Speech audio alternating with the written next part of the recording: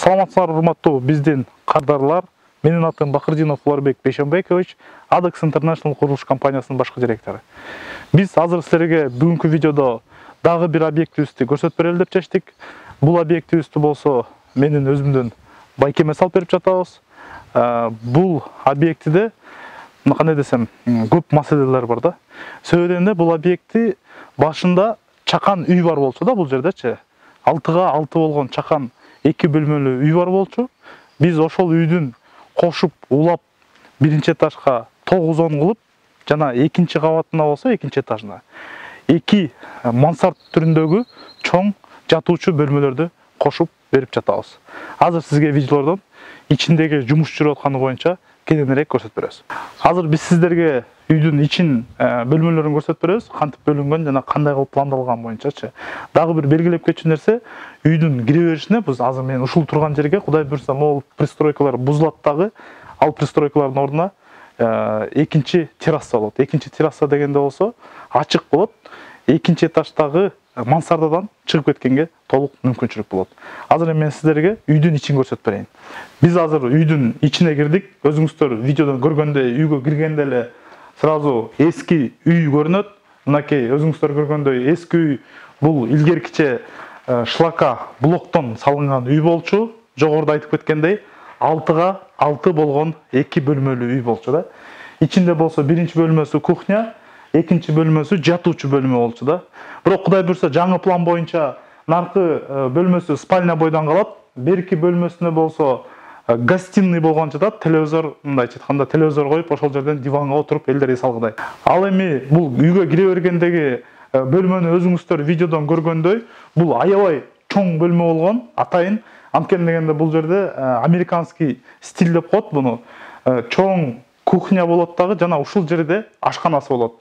Ал эми ошол эле бөлмөдөн биз экинчи этажга көтөрүлүп кетсек болот.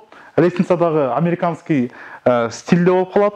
Ал эми лестницанын ар жагындагы, бул жерден видеодон көрүнүп атабы, вот лестницанын мал жагында болсо аябай кенен, чонон сан узул болот. Ушул жерге Кудай буйрса кенен ванна да батат, душ дагы батат, кир жуучу машина дагы, баардыгы толугу менен Кудай буйрса ушул жерге орнотулат.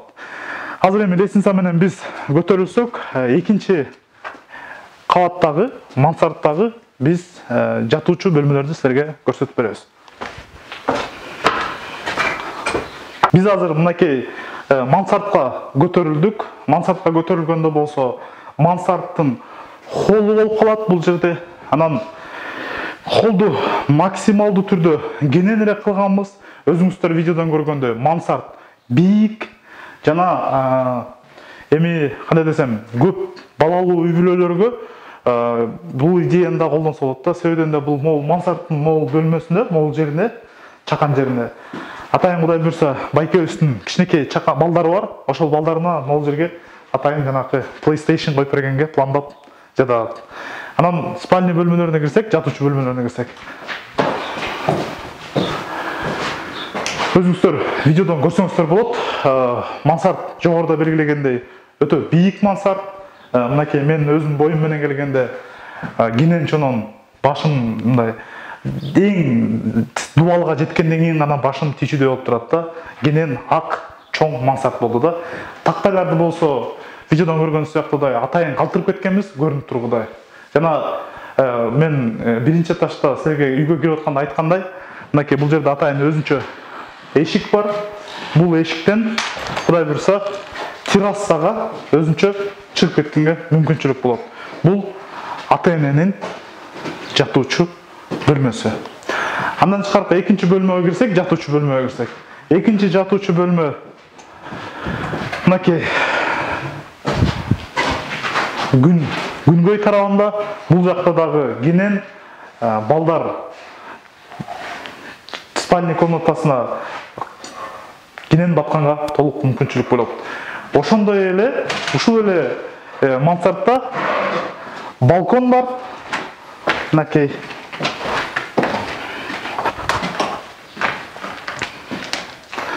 бул балкондон болсо сонун айылдын природасына мындайча айтканда карап отурганга мүмкүнчүлүк ачылат.